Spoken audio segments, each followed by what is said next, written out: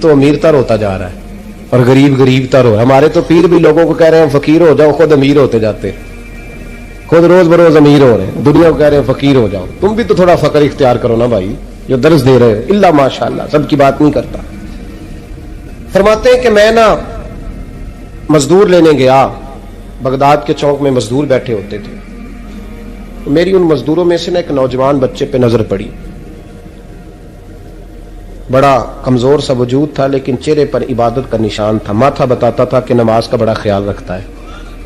میں اس کے قریب گیا. چہرے بھی بڑا کچھ بتاتے ہیں نا, چہروں میں بھی بڑی رانائی ہوتی ہے. فرماتے ہیں میں قریب گیا, میں نے اس کو کہا بیٹے مزدوری کرو گے؟ تو کہنے لگا مزدوروں میں بیٹھا ہوں تو حضور مزدوری کے لیے ہی تو بیٹھا ہوں. تو میں نے کہا کہ چلو پھر. کہنے لگا نہیں میری کچھ شرطیں. میں نے کہا بتاؤ. کہنے لگا پہلی شرط یہ ہے کہ لوگ 4 دینار دیہاڑی لیتے ہیں, میں 3 دینار لوں گا. میں نے کہا یار بھائی تو بڑی بہترین ہے, باقی بھی اس طرح کی رکھ لیں. اس نے کہا حضور دوسری شرط یہ ہے کہ میں آپ کی مکمل بات مانوں گا لیکن جب اذان ہو جائے گی پھر آپ کی نہیں سنوں گا. تیسری بات اس نے یہ کی کہ حضور میں آپ کے گھر میں کام کروں گا پر آپ کے کسی سوال کا جواب نہیں دوں گا. کہتے میں نے کہا یار تو بڑا عجیب ہے, شرطیں تو مالکوں کی ہوتی ہیں. کہنے لگا جی بہرحال میں شرطیں لگا کے جاتا ہوں. فرماتے میں اسے گھر لے آیا. کام میں نے اس کو بتایا تو جو کام مزدور سارے دن میں کرتا ہے نا اس نے 2 گھنٹے میں ہی کر دیا. ہمارے مزدور سگریٹ پینے میں بھی تو آدھا گھنٹہ لگاتے ہیں نا, وہ چائے پینے جائیں تو پونا گھنٹہ وہاں. ان کو بھی تو دیانتداری کرنی چاہیے کہ نہیں کرنی چاہیے؟ معاہدہ کیا ہے نا جی, تو پورا اترنا چاہیے نا. کہتے 2 گھنٹے میں. اب کام جب بندہ شروع کراتا ہے تو کام اور نکل آتا ہے. کہتے کام میں نے اس کو اور بتا دیا, وہ کرنے لگا. اس نے مٹی نکال کے رکھی تھی باہر رستے میں, تو اذان ہو گئی زور کی. اس نے وہیں کدال چھوڑی کئی اور چلنے لگا. تو میرا بیٹا کہنے لگا اس کو ذرا برابر کر دو. کہنے لگا چپ کر جا, تیرے باپ سے بات ہوئی تھی, جب اذان ہوتی ہے تو میں کسی اور کی نہیں سنتا, صرف اللہ رسول کی سنتا ہوں. کہتے مسجد چلا گیا, نماز پڑھ کے آیا تو دوپہر کا وقت تھا. میری بیوی کہنے لگی اس کو کھانا کھا لے. کہتے ہم نے کہا کھانا کھا لو. تو کہنے لگا میں نے روزہ رکھا ہوا, رمضان بھی نہیں تھا, نفلی روزہ رکھا ہوا.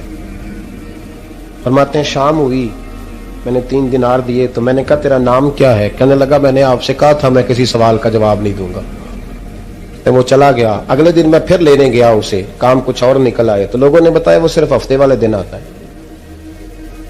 میں نے کہا کیوں؟ کہنے لگا جی وہ کہتا ہے میرا ہفتے کا خرچہ 3 دینار ہے, جب 3 دینار کما لیتا ہوں تو باقی سارا ٹائم اللہ رسول کی ذکر میں گزار دیا کرتا ہوں. فرماتے ہیں عجیب. اگلے ہفتے میں پھر لینے گیا, میں نے پورا ہفتہ انتظار کیا کہ کام اسی سے کرانا ہے. میں جب گیا تو میں نے کہا چلو. کہنے لگا میری شرطیں یاد ہے نا؟ اور میں نے کہا یاد ہے بھائی, ساتھ چل. فرماتے ہیں کام کرایا. 2-3 ہفتے وہ آتا رہا. ایک ہفتے میں گیا تو لوگوں نے کہا حضور آج نہیں آیا. کیوں؟ کہنے لگے بیمار ہو گئے. کہاں گھر ہے؟ کہنے لگے بغداد کے قبرستان کے پیچھے جو کچی آبادی ہے اس میں رہتا ہے. فرماتے میں گیا, دروازے پہ دستک دی تو کہنے لگا حضور آپ ہیں؟ دروازہ کھلا ہے, آ جائیے. فرماتے میں اندر گیا تو میں نے کہا تمہیں کیسے پتا چلا میں آیا ہوں؟ کہنے لگا حضور اللہ والے ہو, آپ نہیں آنا تھا, ورنہ امیر تو غریبوں کا پتہ لینے کوئی نہیں آتے. کہتے میں قریب گیا تو کہنے لگا میں آپ کا انتظار کر رہا تھا, تیز بخار ہے, تپ رہا. جیب سے کچھ پیسے نکالے. کہنے لگا یہ پیسے رکھنے. ایک انگوٹھی نکالی. کہنے لگا حضور آج رات کو میرا انتقال ہو جائے گا, ان پیسوں کا کفن خرید کے صبح جنازہ پڑھ کے مجھے دفن کر دینا, اور جب دفن کرو تو یہ انگوٹھی لے کے عصر کے بعد ہارون رشید کے پاس جانا. آپ اسے کہنا میں نے ملنا ہے, پر وہ آپ کو ٹائم نہیں دے گا. آپ اس کو آواز دیجیے گا کہ تیری ایک امانت ہے میرے پاس, پھر وہ آپ سے ملے گا تو انگوٹھی دے دیں, پھر آپ میری طرف سے فارغ ہیں. حضرت فرمانے لگے تیرا نام؟ اور کہنے لگا حضور وقت تھوڑا ہے, آج رات میں نے جانا ہے, بڑی لمبی معافی مانگنی ہے رب کریم سے, اگر مناسب سمجھے تو مجھے اپنے رب سے تنہائی کرنے دیں. فرماتے ہیں میں آ گیا اور اس کی باتوں نے مجھے ساری رات سونے نہیں دیا. فرماتے ہیں صبح بڑی مشکل سے سورج نکلا, میں گیا دروازے پہ ہاتھ رکھا تو دروازہ کھلا ہوا تھا.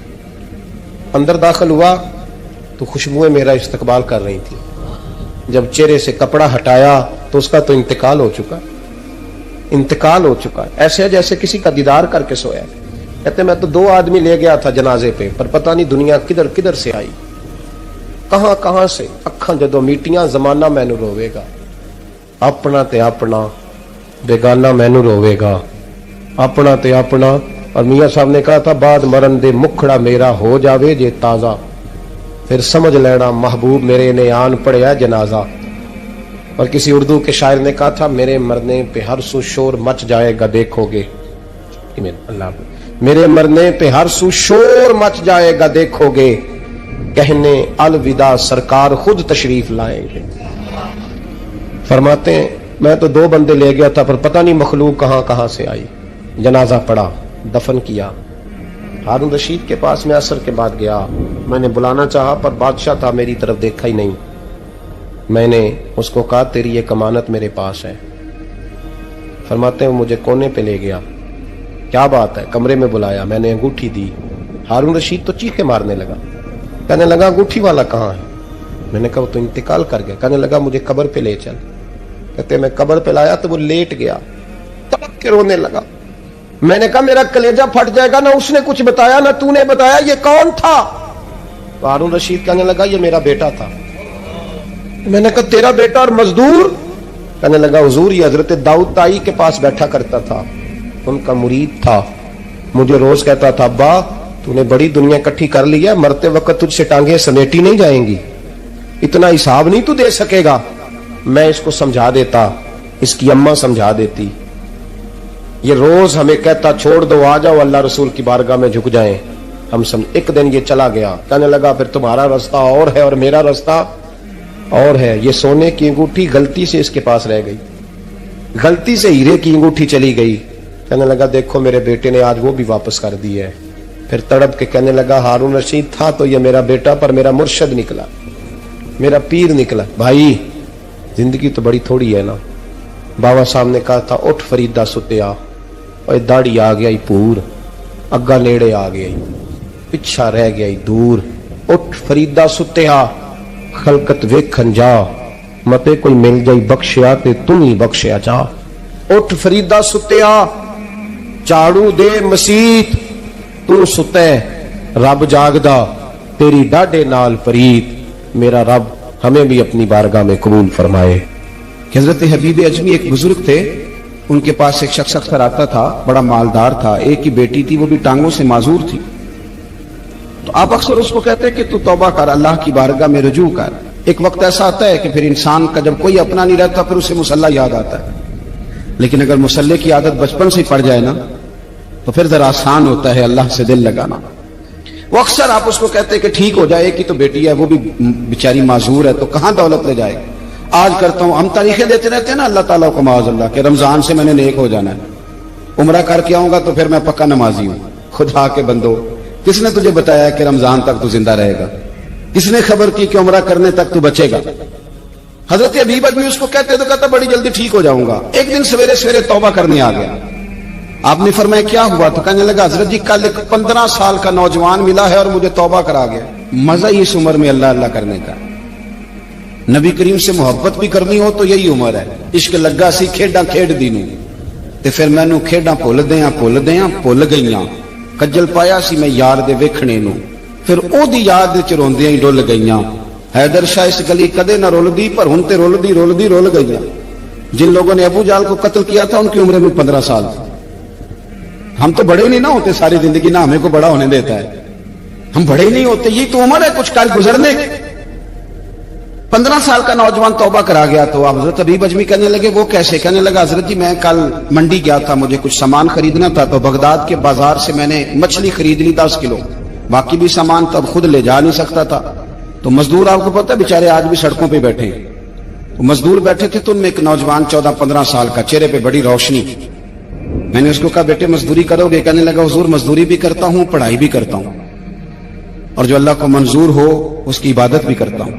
मैंने उसे कहा कि ये मेरा सामान है फलां जगह पहुंचाना, क्या लोगे? कहने लगा 3 दिनार मजदूरी। सौदा तय हो गया, उसने सामान उठा लिया। कहते हैं रस्ते में जोहर का वक्त हो गया। कहने लगा चचा अगर इजाजत हो तो नमाज पढ़ दो। 15 साल का जवान।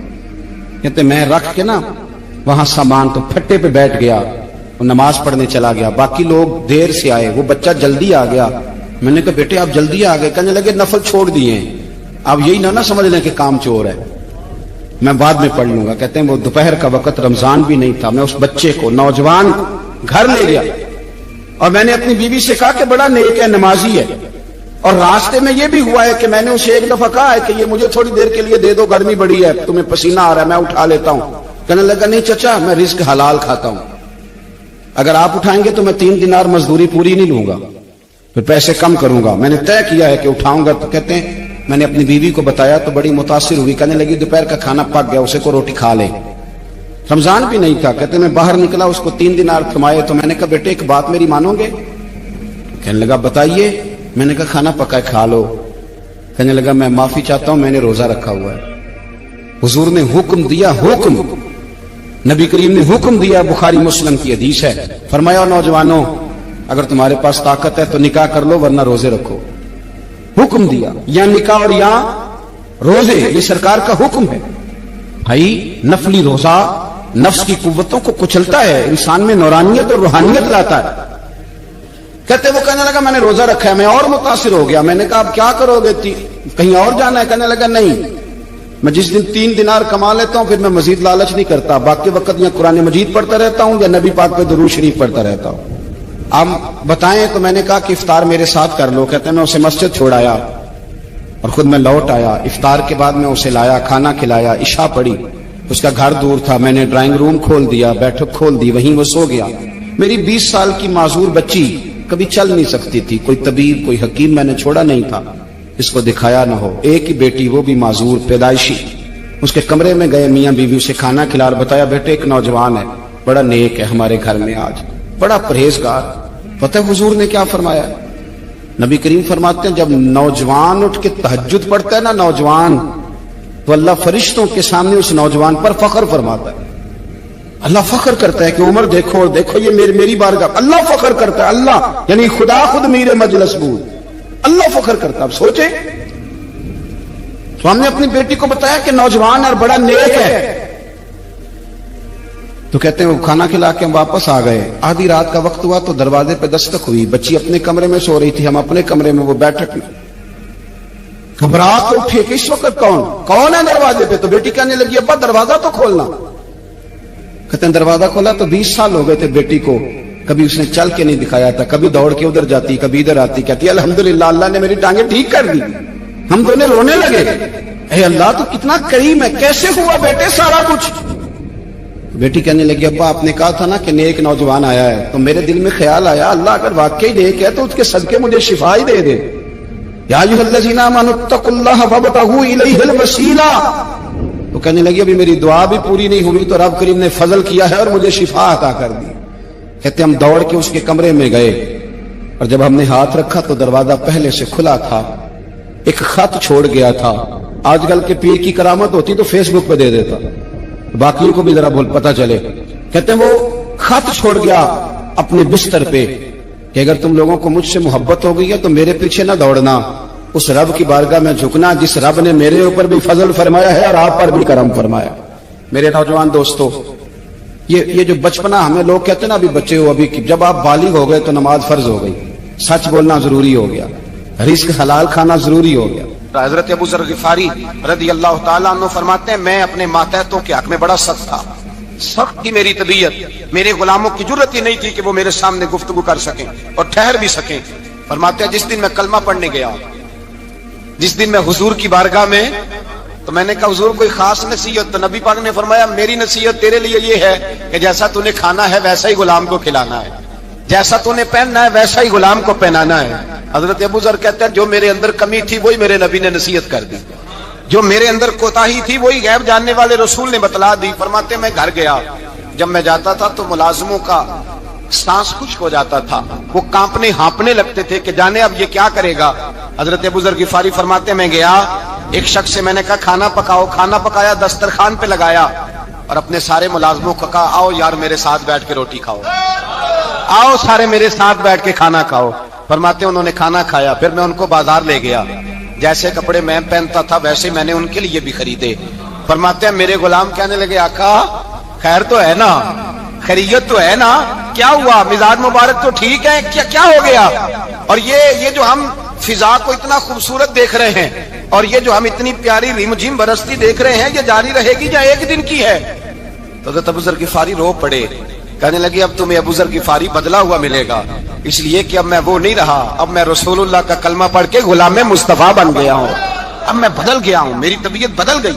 غلاموں کے حق میں حضرت مولا علی شیر خدا غلام کو لے کر کے گئے دکان پر، حضرت مولا علی غلام کو لے کر گئے کپڑے کی دکان پر، 2 جوڑے خریدے، ایک کم قیمت کا ایک زیادہ قیمت کا، ایک کم قیمت کا ایک زیادہ قیمت کا، 2 جوڑے خریدے۔ جب واپس لوٹے تو غلام سے کہنے لگے تو اپنا لے لے۔ غلام کو پتا تھا کہ اس زمانے میں ہوتا کیا تھا، اس نے کم قیمت کا جوڑا اٹھایا۔ حضرت علی فرمانے لگے عجیب آدمی ہے، یہ تو تیرا نہیں، یہ تو میرا ہے۔ اس نے کہا حضور کس طرح سے؟ آپ فرمانے لگے تیرے لیے قیمتی جوڑا اس لیے خریدا ہے کہ تو جوان ہے، اور میں نے اپنے لیے اس لیے چھوٹا خریدا ہے کہ میں تو بوڑھا ہو گیا ہوں، یہ تو حاجت نہیں۔ کہنے لگا حضور بوڑھے اور جوان کا مطلب نہیں، آپ علی ہیں، من کنت مولا فہذا علی علی مولا، علی مولا، آپ چونکہ مولا علی ہیں اور آپ امیر المومنین ہیں، لہذا آپ نے تخت پر بیٹھنا ہے، آپ نے سلطنت کو چلانا ہے، آپ پہ نہیں ہے۔ حضرت علی فرمانے لگے تو میرا غلام بنا ہے نا، تو نے ابھی میرے نبی کا دیدار نہیں نہ کیا، تو بعد میں آیا ہے نا، اگر تو اس دور میں ہوتا تو جان جاتا کہ یہ عمل میرا ہے، پر اس کے پیچھے جو نصیحت کے پھول ہیں وہ مصطفیٰ کے عطا فرمائے ہوئے ہیں۔ تو بھائی یاد رکھیں، نبی کریم سید عالم صلی اللہ تعالی علیہ وآلہ وسلم نے تعین فرمایا مزدور کے حقوق کا، تعین کیا۔ حضرت حکیم بن حزام کہتے ہیں میں حضور کی بارگاہ میں بیٹھا تھا تو نبی پاک صلی اللہ علیہ وسلم سے میں نے کہا یا رسول اللہ آپ کو کون سا آدمی پسند ہے، کون سا محنت کرنے والا پسند ہے؟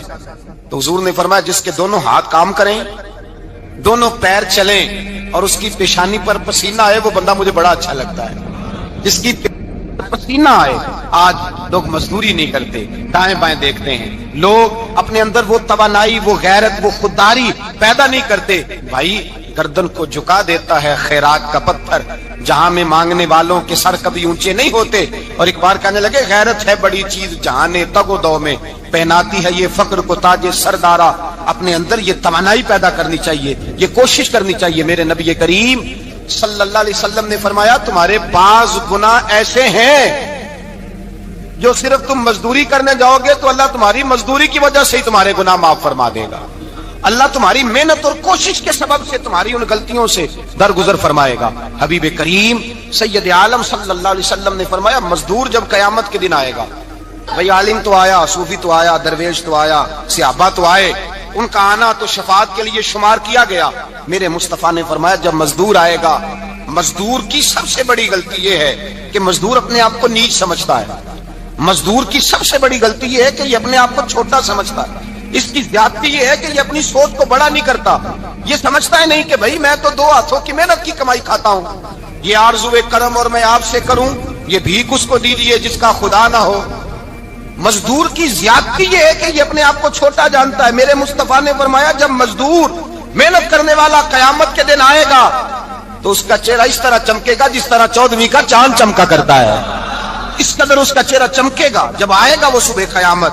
میرے بھائیو مزدور ایک عظیم شخصیت کا نام ہے۔ محنت کرنا، اپنے دونوں ہاتھوں سے مشقت کرنا، جدوجہد کرنا۔ مجھے کئی سارے لوگ، میں جب ملک کے مختلف گوشوں میں جاتا ہوں تو کئی سارے لوگ کہتے ہیں آپ کے ابا جی کا مزار کدھر ہے، آپ کس مزار کے سجادہ نشین ہیں؟ تو میں ان سے کہتا ہوں میں سجادہ نشین نہیں، میں تو کسان کا بیٹا ہوں، اور میں اس شخص کا بیٹا ہوں جو رات کو 2 بجے اٹھ کے بھی گھر سے نکلتے تھے 2 نفل پڑھ کے، تو ہم پوچھتے تھے کہ اماں جی ابا جی کہاں گئے؟ تو کہتے تھے چند کھیتوں کو پانی لگانا تھا، اور رات کو رخصت ہو گئے۔ فخر کی بات ہے، یہ اعزاز کی بات، یہ اعزاز کی بات۔ ہم نے ساری زندگی ان کے ہاتھ پہ چھالے دیکھے، لیکن بات لفظ زبان پر یہی دیکھی کہ بیٹا عزت والا وہی ہوتا ہے جو اپنے ہاتھوں سے محنت کر کے روزی کھایا کرتا ہے۔ بھائی یاد رکھیں یہ اعزاز کی بات ہے، اعزاز۔ مزدور کا بیٹا فخر کرے، کسان کا بیٹا ناز کرے، وہ جو آدمی سویرے جاتا ہے ویلڈنگ کا پلانٹ لے کے کام کرنے اس کا بیٹا ناز کرے، وہ جس کا باپ بھاوڑا چلاتا ہے، چھینی چلاتا ہے، تھوڑا چلاتا ہے، وہ ناز کرے۔ اور مزار صرف ان لوگوں کے نہیں ہوتے جو اللہ اللہ کرتے ہیں، ہو کرتے ہیں، وہ تو قابل اعزاز ہے اللہ کے بندے، ان کے بھی مزار ہوتے ہیں۔ مزار وہ بھی ہوتا ہے جس کو میرے مصطفیٰ نے فرمایا القاسب حبیب اللہ، جو محنت کرتا تھا، ہاتھوں سے جدوجہد کرتا تھا، وہ بھی تو اللہ کا دوست ہے نا، اس کا بھی تو مزار ہے نا, اس کی بھی تو قبر پر انوار ہے جو اللہ کا محبوب ہو کے گیا. تو بھائی اپنا اعزاز جانے سمجھے اس بات کو. میرے مصطفیٰ کریم صلی اللہ علیہ وسلم مزدور کو عزت دیتے, وقار دیتے, اور جو حضور کے گھر میں خادم ہوتے ان کی ناز برداری کرتے. ہمارے گھر میں جو بی بی برتن دھوتی ہے وہ ہمارے ساتھ بیٹھ کے روٹی نہیں کھا سکتی, اس کو یہ اجازت نہیں ہوتی. ہمارا جو مزدور ہوتا ہے نا, ایک صاحب کہنے لگے یہ بچہ میرے پاس کام کرتا ہے, اس کے ابا جی بھی کرتے تھے. تو میں نے کہا اس کا مطلب یہ ہے کہ تم نے آگے نہیں بڑھنے دیا, تم نے کہا مزدور ہی رہنا ساری زندگی, یہی رہنا میرے پاس, آگے نہ بڑھنا.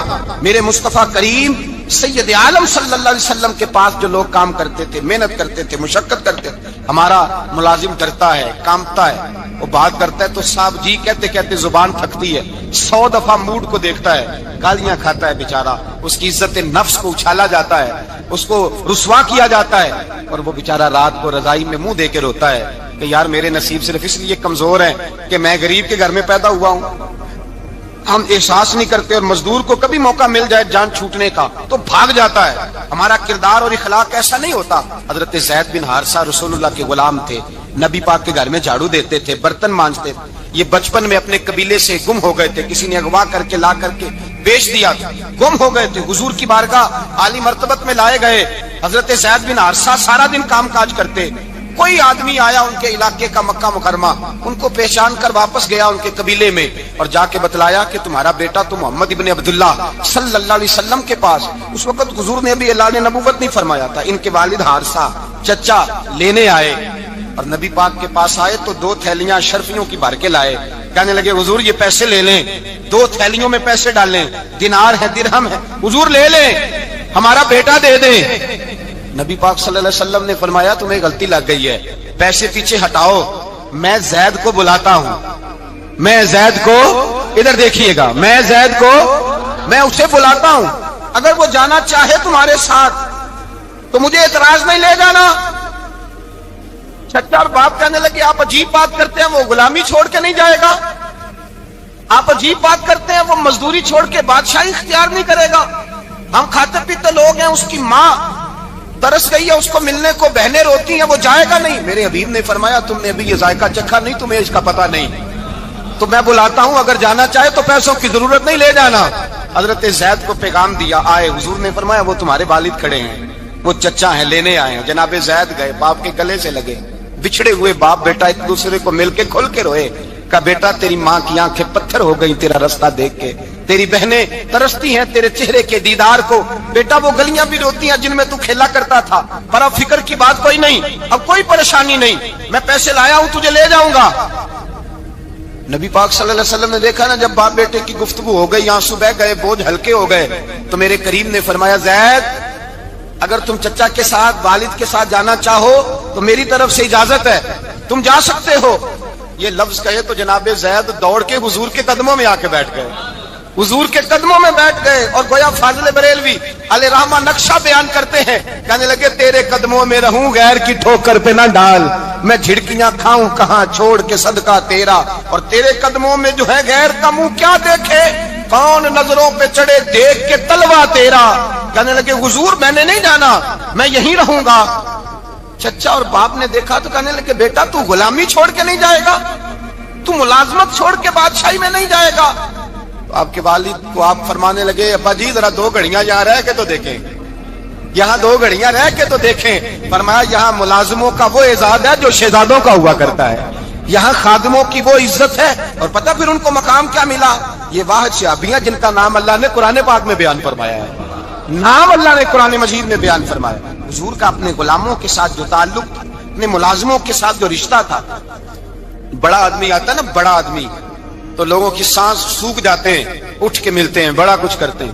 مزدور آتا ہے تو لوگ اوئے کہہ کے پکارتے ہیں, ان کو خبر ہی نہیں کہ اس شخص کا اعزاز کتنا ہے. حضرت انس بن مالک رضی اللہ تعالیٰ عنہ فرماتے ہیں میں چھوٹا سا تھا, میری اماں مجھے حضور کے گھر چھوڑ گئی, میں نے 10 سال نوکری کی نبی پاک کی. کتنے سال بولیے, 12ویں دن لوگ کہتے ہیں بس بھائی ختم ہو گیا, اب فرینکنس ہو گئی ہے, اب جو مرضی تیرے ساتھ کریں گے. 10 سال نوکری کی میں نے, لیکن جناب انس فرماتے ہیں نبی پاک نے کبھی مجھے اف تک بھی نہیں کہا تھا, اف تک بھی نہیں کہا تھا, اف تک بھی. حضور نے بھیجا جاؤ فلاں آدمی کو بلا کر کے لاؤ. حضرت انس بن مالک رضی اللہ تعالیٰ عنہ فرماتے ہیں میں بلانے گیا, بچہ تھا چھوٹا سا، رستے میں بچے کھیل رہے تھے تو میں ان کے ساتھ کھیلنے لگا، محو ہو گیا، مجھے پتہ ہی نہ چلا وقت کا۔ حضور نے جب مجھے بھیجا تو فرمایا جلدی جانا اور جلدی آنا۔ اب مجھے خبر ہی نہیں، بڑی دیر ہو گئی۔ حضور وہاں انتظار کر کر کے خود تشریف لائے۔ کہتے جب نبی پاک آئے تو میں بچوں کے ساتھ کھیل رہا تھا۔ حضور نے جب مجھے کھیلتے ہوئے دیکھا، میری اچانک نظر پڑی تو میرے ہوش اڑ گئے۔ حضور نے تو کہا تھا جلدی آنا، اور میں یہاں کھیلنے لگا، یہاں اتنا الجھا کہ مجھے خیال نہیں رہا کس کام آیا ہوں۔ حضرت انس فرماتے ہیں میں ڈرنے لگا، جیسے جیسے حضور قریب آتے میری ٹانگیں کانپتی۔ فرماتے ہیں جب نبی پاک قریب آئے تو قربان جاؤں معصوم آمنہ کے، فرماتے ہیں حضور نے میری گردن پہ تھپکی دی اور حضور نے ہنس کے فرمایا او بھائی لگتا ہے تو کھیل میں گم ہوا ہے تو تجھے یاد ہی نہیں رہا میں نے کس کام بھیجا تھا، تجھے یاد ہی نہیں رہا۔ کہا یا رسول اللہ صلی اللہ علیہ وسلم میں بھول گیا تھا، میں ابھی جاتا ہوں۔ کیا انداز ہے، کیا شفقت ہے، کیا رنگ ہے۔ حضور میں ابھی گیا اور ابھی آیا۔ نبی پاک نے فرمایا نہیں یار تو کھیل میں خود ہی چلا جاتا ہوں، تو کھیل یہاں میں خود جاتا۔ یہ اعزاز، یہ فضیلت، یہ درجہ کس نے ذروں کو اٹھایا اور صحرا کر دیا، یہ کس نے قطروں کو ملایا اور دریا کر دیا، یہ کس کی حکمت نے یتیموں کو کیا در یتیم اور غلاموں کو دنیا بھر کا مولا کر دیا، یہ کس نے اتنا۔ میرے بھائی مزدور کو حضور نے اعزاز دیا۔ نبی پاک اپنے ہاتھ سے کام کرنے والے کے ساتھ اس میں سلوک کرتے، محبت کرتے، پیار کرتے۔ ایک بوڑھی اماں تھی جو مسجد میں جھاڑو دینے کی مزدوری کرتی تھی۔ کیا کام کرتی تھی؟ دعا کریں اللہ ہم سب کو مسجد کی صفائی کی توفیق عطا فرمائے۔ بوڑھی اماں تھی، مسجد کی صفائی کرتی تھی، نوکری کرتی تھی، بیمار ہو گئی، بخاری شریف میں موجود ہے۔ اللہ کے محبوب صلی اللہ علیہ وسلم روز تیمارداری کرنے جاتے۔ ایک وقت ایسا آیا کہ دن میں 2 مرتبہ حضور تیمارداری کرنے جاتے۔ ایک شام نبی پاک نے فرمایا اس کا انتقال ہو جائے تو مجھے اطلاع کرنا۔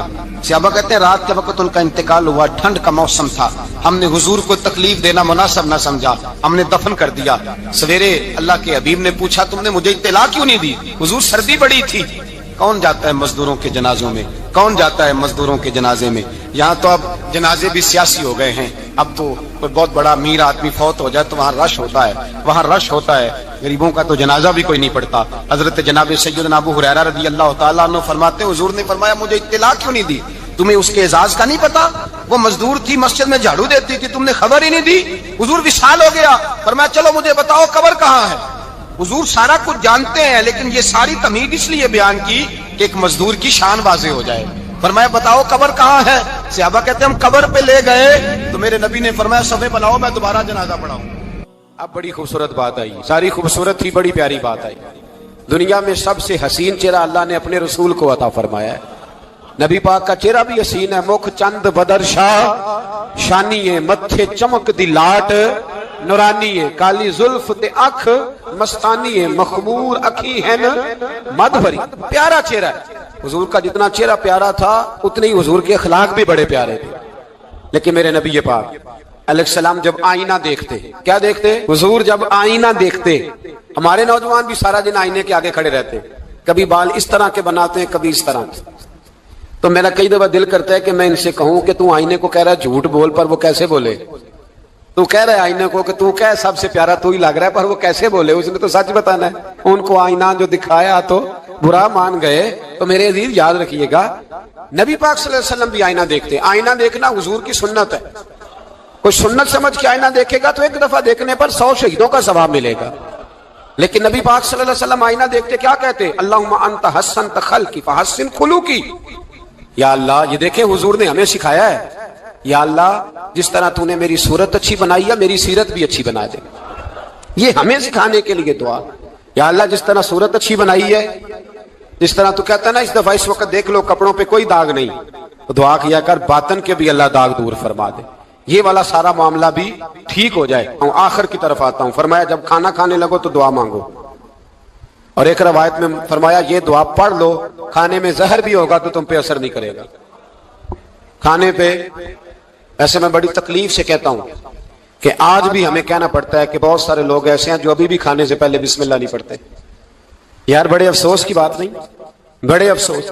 حضور نے دعا سکھائی، میں یہ دعا پڑھو گے تو زہر بھی ہوگا تو اثر نہیں کرے گا۔ بسم اللہ الذی لا یضر مع اسمہ شیء فی الارض ولا فی السماء یا حی یا قیوم، جس کی برکت سے زمین و آسمان میں کوئی چیز بھی نقصان نہیں دیتی، اور اے اللہ اے ہمیشہ زندہ رہنے والے اور قائم رہنے والے، یہ نبی پاک اور ایک حدیث میں اور بھی دعا آئی ہے، بسم اللہ شریف تو خیر بخاری میں موجود ہے، مسلم میں موجود ہے، بسم اللہ والا برکت اللہ بھی ایک حدیث میں نبی پاک صلی اللہ علیہ وسلم نے ارشاد فرمایا، اور جب کھانا کھا چکے پھر کہا دعا مانگو، الحمدللہ الذی اطعمنا وسقانا وجعلنا من المسلمین، اللہ تعالیٰ کا شکر ہے جس نے ہمیں کھلایا بھی پلایا بھی اور مسلمان بھی بنایا۔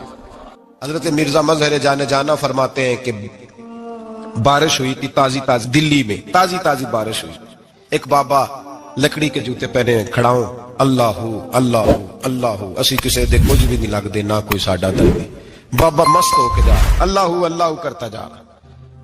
ایک طوائف اپنے کوٹھے سے اتر کے تو سیڑھیوں پہ بیٹھی تھی، ساتھ اس کا یار بھی بیٹھا تھا، بابا اپنی مستی میں جا رہا، تو بابا جی کے پیروں سے کچھ مٹی اڑی تو اس عورت کے کپڑوں پہ پڑ گئی، پرواہ نہیں، بزرگ گزر رہے، وہ یار اس کا دوڑا ہوا آیا، اس نے آ کے تھپڑ مارا، کا خیال نہیں سارے اس کے کپڑے آلودہ کر دیے، تو کدھر تیرا دماغ نہیں ٹھیک؟ بابا نے نظر اٹھائی، کا بیٹے میں نے دیکھا نہیں، چل اللہ تیرا بھلا کرے، تو نے بدلہ لے لیا۔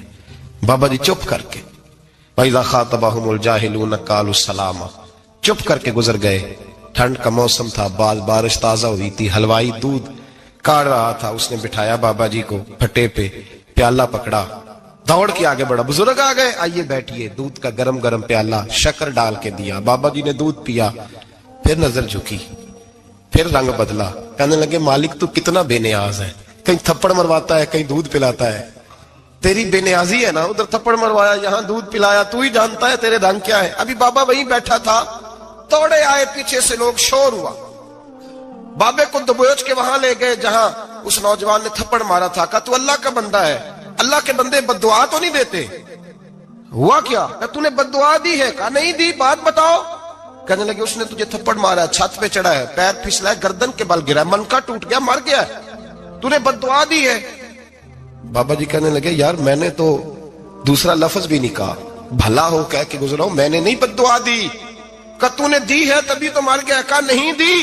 کہا بابا تو بزرگ آدمی ہے، سچ بول۔ تو بابا جی کہنے لگے سچ سنو، پھر میں آ رہا تھا، میرے پیروں سے مٹی اڑی، اس کے یار کے کپڑوں پہ پڑی، اسے برا لگا، اس نے مجھے مارا، جب اس نے مجھے مارا تو میں کوئی لوارث تو نہیں تھا، جب اس نے مجھے مارا تو میں کوئی لوارث تو نہیں تھا، مجھے دشمنوں نہ چھیڑو، میرا ہے کوئی جہاں میں ابھی پکار لوں گا، نہیں دور ہے مدینہ، اس نے مجھے مارا تو میں کوئی لوارث تھا کہ میرا بدلہ کوئی نہ لیتا، اس نے مجھے مارا ہے تو میرے یار کو برا لگا تو اس نے اسے مار دیا ہے، میری تو غلطی کوئی نہیں، یاروں کا جھگڑا ہے، یہ تو دوستوں کا جھگڑا ہے، یہ تو یاروں کا جھگڑا ہے، کوئی غلطی نہیں میری، کوئی غلطی نہیں، خش جنہ قدر نہیں میرا، اے میرے صاحب نو وڈیائیاں، میں تے گلیاں دا روڑا کوڑا، میں گلیاں دا روڑا کوڑا، میں نو محل چڑھایا ہے سائیاں، میں نو محل چڑھایا ہے سائیاں۔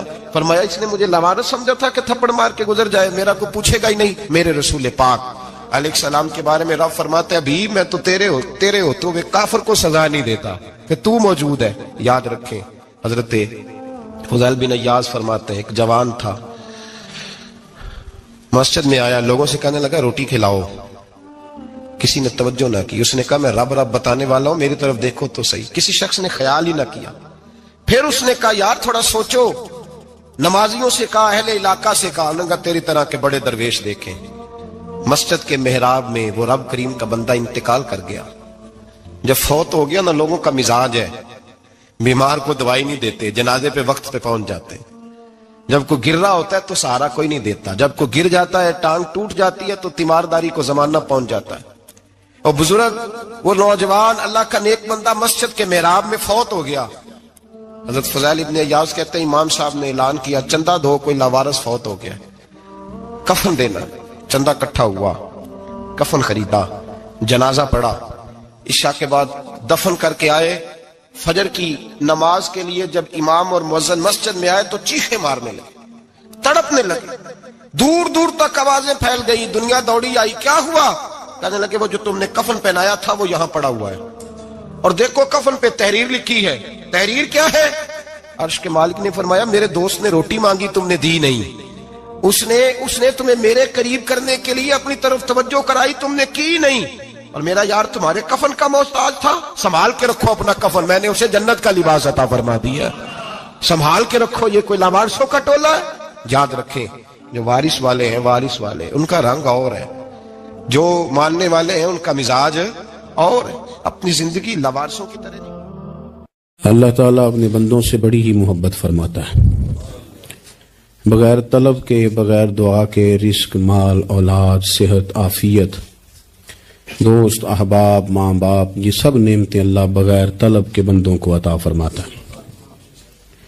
अल्लाह तबारक व तआला अपने बंदों के हक में रहमत वाले फैसले करता है, दरगुजर वाला मामला फरमाता है। जगह जगह कुरान मजीद में अल्लाह ताला ने अपने बंदों पर रहमत करने का जिक्र फरमाया। इन्नल्लाह यगफिरुज़्ज़ुनूब जमीआ, फरमाया बेशक रब तुम्हारे सारे ही गुनाह माफ फरमा देगा। तुम ना उम्मीद ना होना, वो माफ कर देगा तुम्हें। कुरान मजीद में फरमाया इन्नल्लाह बिन्नासी लरऊफुर रहीम, बेशक अल्लाह अपने बंदों पर बड़ा ही मेहरबान और निहायत ही रहम करने वाला, रऊफ और रहीम है, बड़ा मेहरबान है, करम फरमाता है। अल्लाह ताला अपने बंदों से बड़ा जल्द राजी हो जाता है। वो अपने बंदों को बहुत ज्यादा मुशक्कत में नहीं डालता। वो अपने बंदों से अपनी नेमतों का बदला नहीं चाहता। बहुत सख्त मुशक्कत वाली इबादतें नेमतों के बदले नहीं चाहता। वो बड़ी जल्दी रहम फरमाता है। माँ प्यार करती है अपने बच्चे से, लेकिन वो नाराज भी हो जाती है बाज़ चीज़ों में। बाज़ मामलात उसका दिल भी दुखाते हैं। बाज़ जगह वो रो के ये भी कहती है कि तूने मेरी मोहब्बत का कोई नतीजा नहीं मुझे दिया, मेरी सारी कमाई तूने ज़ाया कर दी। वालिद बहुत सारी जगहों पे नाराज होता है, शिकवा करता है, कहता है मेरी बीमारियों की, परेशानियों की, बुढ़ापे की, कमजोरियों का सबब बेटे तू ही बन गया। ये सारी तकलीफें तू ठीक हो जाए तो मेरी शायद उम्र भी बढ़ जाए, सेहत भी ठीक हो जाए, मैं ज्यादा देर जवान रह सकूं। नाराज होते हैं माँ बाप। इसी तरह माँ बाप राजी भी हो जाते हैं, वो बड़ी जल्दी राजी हो जाते हैं। मैं अक्सर कहता हूं कि वालिद को राजी करने में 5-7 मिनट लग जाते हैं, अम्मा तो 1.5-2 मिनट में राजी हो जाती है। अब्बा जी को 5-7 मिनट लगते हैं, कई दफ़ा कहना पड़ता है, कोई दलाइल देने पड़ते हैं, लेकिन वालदा के लिए तो कुछ भी नहीं। आप नीरा जाके पैरों में बैठ ही जाएं, कुछ भी ना करें। आप पूरा रोए ना, रोने वाला मुंह ही बन जाए तो अम्मा तो नरम ही नरम है, जिस वक्त जो मर्जी आप करा लें हो गया। अल्लाह तबारक व तआला बिला मिसाल व बिला तशबीह समझाने के लिए अर्ज करता हूं, अल्लाह भी बाज़ मामलात में अपने बंदों से नाराज हो जाता है। वो कहता है मैं तकब्बुर करने वालों को पसंद नहीं करता। वो कहता है फसादी पसंद नहीं है। वो फरमाता है कि राहों में कजी करने वाले पसंद नहीं हैं। वो फरमाता है कि बदअहदियां करोगे तो मैं सुबह क़यामत तुमसे सवालात करूंगा। अल्लाह तबारक व तआला बहुत सारी चीजों को नापसंद करता है, नाराज हो जाता है। बल्कि नबी पाक सल्लल्लाहु ताला अलैहि वसल्लम ने फरमाया तुम बात करते करते कोई ऐसा जुमला बोल देते हो कि रब इतना नाराज होता है कि तुम्हें पता भी नहीं होता, तुम्हारे लिए जहन्नुम का फैसला कर देता है। इसलिए पहले तोलो फिर बोलो। खुद अपने लफ्जों की तो तुम पहरेदारी करो ना कि मैं क्या कह रहा हूं। कोई ऐसा जुमला, कोई ऐसी बात वारसा मान करी ना वारसांदा, कोई ऐसी बात ना तुम्हारी जुबान से निकले। और हुजूर ये भी फरमाते हैं कि इसका दूसरा पहलू भी है, बाज़ों का तुम बात करते करते ऐसा जुमला कहते हो वो इतना राजी होता है कि तुम्हारे लिए जन्नत का फैसला फरमा देता है। मुसलमान को अब ये हुक्म है, इस सारी गुफ्तगू का नतीजा ये है कि वो अपने जज्बात पर, ख्यालात पर, निगाहों पर, जुबान पर, कानों पर थोड़ी तवज्जो दे, बेलगाम ना बने, बेतरतीब ना बने, जो तबीयत में आए कर ना गुजरे, थोड़ा सा ना सोचे समझे और थोड़ा संभल के चले। कभी उन कामों की तरफ ना जाए जिनसे रब नाराज हो जाता है। उन कामों की तरफ बढ़े जिनसे अल्लाह राजी होता है।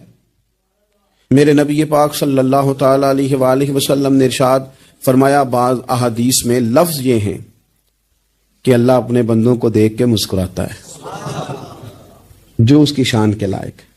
जिस तरतीब से हम मुस्कुराते हैं, जिस तरतीब से हम रोते हैं, जिस तरतीब से हम किसी बात का इज़हार तशक्कुर करते हैं, खुदा इन बातों से पाक है। अब बहुत सारी हदीसों में आया कि वो मुस्कुराता है, तो क्या मतलब है मुस्कुराने का? तो उलमाए तफसीर ने लिखा है मुस्कुराने का मतलब यह है कि वो बड़ा ही राजी होता है अपने बंदे से, बड़ा राजी होता है, ये मतलब है। एक तो मुस्कुराने का मतलब यह कि वो बड़ा राजी हो गया, बड़ा राजी हो गया, वो मुस्कुरा दिया अपने बंदे पे। और एक इसका माना खुद नबी पाक صلی اللہ تعالی علیہ وسلم نے بیان فرمایا، مسند امام احمد بن حنبل میں حدیث ہے، حضور سید عالم علیہ السلام سے صحابہ نے پوچھا یا رسول اللہ شہید تو بڑے لوگ ہوتے ہیں، شہیدوں میں افضل کون ہے؟ تو اللہ کے حبیب علیہ السلام فرمانے لگے وہ والا بندہ جو ڈٹ گیا تھا کافروں کے مقابلے میں، وہ ہلا نہیں، پوری طرح ڈٹ کے جو لڑا، وہ شہداء میں افضل ہے۔ حضور فرماتے ہیں وہ جنت کے بالا خانوں میں سیر کرے گا اور رب اسے دیکھ کے مسکرائے گا، رب اسے دیکھ کے مسکرائے گا، اللہ تعالیٰ مسکراتا ہے اسے دیکھ کے۔ اور اگلے جملے میں حضور نے وضاحت کر دی، فرمایا جب رب دنیا میں کسی پر مسکراتا ہے نا، تو اس کا معنی یہ ہے کہ قیامت میں پھر اللہ اس سے حساب کوئی نہیں لے گا۔ جس پر اللہ دنیا میں مسکرا دیا اس سے کوئی حساب، تو وہ کام ڈھونڈنے چاہیے نا جس سے اللہ مسکرائے۔ ویسے کبھی ہم ایسا کرتے ہیں کہ نہیں کہ کسی کو راضی کیا جائے؟ یہ کام ہم کرتے ہیں کہ ہماری کمپنی کا جو سربراہ ہے وہ ہم سے راضی رہے، جس ادارے میں ہم پڑھاتے ہیں اس ادارے کا بڑا ہم سے راضی رہے، یہ کرتے ہیں ہم۔ اس کے لیے کچھ نہ کچھ ہیلے بہانے ہم کرتے ہیں، برادری، قبیلہ، علاقہ، بستی لوگ کسی طریقے سے ہمارے ساتھ مطمئن رہیں، کرتے ہیں نا یہ سارے کام۔ اس میں تھوڑی مشکل بھی ہمیں آتی ہے، لیکن کرتے ہیں، کیا کریں؟ گھر میں بھی کئی دفعہ ایسا ماحول بنانا پڑتا ہے۔ چلیں ایک اور میٹھی مثال دیتے ہیں، زیادہ سمجھ میں آئے گی۔ چھوٹا بچہ خوش رہے، آپ اس کے لیے محنت نہیں کرتے، وہ چھوٹا ہے، اس کو خوش کرنا فرض ہے ابا پہ، لیکن وہ کہتا ہے کہ میں نے موٹر سائیکل لینا ہے، چھوٹا ہے چلا ہی نہیں پائے گا، تو ابا پھر اسے راضی کرتا ہے، کہتا ہے بیٹے چھوٹا سائیکل لے لے، چل میں تجھے اڑانے والا جہاز لے دیتا ہوں۔ مقصود کیا ہے کہ اس کو ناراض نہیں کرنا، یہ روئے نہ، اس کا دل نہ ٹوٹے۔ ہو یارو سنو نا میں کیا کہہ رہا ہوں، اگر چھوٹے بچے کے لیے وہ چیزیں ڈھونڈتے ہو، میرے ابا جی نا اپنے نواسے کے لیے کھلونا لے کے آئے تو بچہ بڑا ہی کھیلا، تو ابا جی کہنے لگے لو پیسے پورے ہو گئے میرے، بچے کو پسند بڑا ہے نا، پیسے پورے کر چھڑے نے، دیکھو نا جی کتنا اس کو راضی ہوا ہے۔ تو انسان کیا کرتا ہے کہ کوشش کرتا ہے، چھوٹا بچہ بھی ناراض نہ ہو تو وہ چیزیں وہ ڈھونڈتا ہے کہ اس کو کیا پسند ہے، چاکلیٹ لے جاؤں، فلاں چیز لے جاؤں، آئس کریم لے جاؤں۔ تو ایک بچے کے لیے، گھر کے لیے، سربراہ کے لیے اتنی محنت کرتے ہو، تو وہ کام بھی ہمیں ڈھونڈ کے تلاش کرنے چاہیے نا جس سے رب راضی ہوتا ہے، اللہ راضی ہوتا ہے۔ بتاؤں وہ کون کون سے کام ہیں؟ نبی کریم صلی اللہ تعالی علیہ وسلم نے ارشاد فرمایا 3 لوگ ہیں جنہیں دیکھ کے رب مسکراتا ہے۔ یا رسول اللہ صلی اللہ علیہ وسلم وہ کون کون سے؟ تو محبوب فرمانے لگے ایک وہ بندہ ساری مخلوق سوئی ہے، آدھی رات ہے، رات کا پچھلا پہر ہے، اس نے اٹھ کے وضو کر لیا، مصلی پہ کھڑا ہو گیا خدا کی یاد میں، فرمایا اسے دیکھ کے رب مسکراتا ہے جو اس کی شان کے لائق ہے، مسکراتا ہے اللہ۔ یہ تو سونے کا ٹائم تھا، یہ تو گہری نیند آنے کا وقت تھا، رات کا پچھلا پہر، رات پوے تے بے درداں نو نیند پیاری آوے، درد منداں نو یاد سجن دی ستیاں بھی آن جگاوے، اور ساون کی کالی راتوں میں جب بوندا باندی ہوتی ہے، وہ راتوں کو اٹھ روتے ہیں جب خلقت ساری سوتی ہے، اللہ مسکراتا ہے۔ اور سننا میرے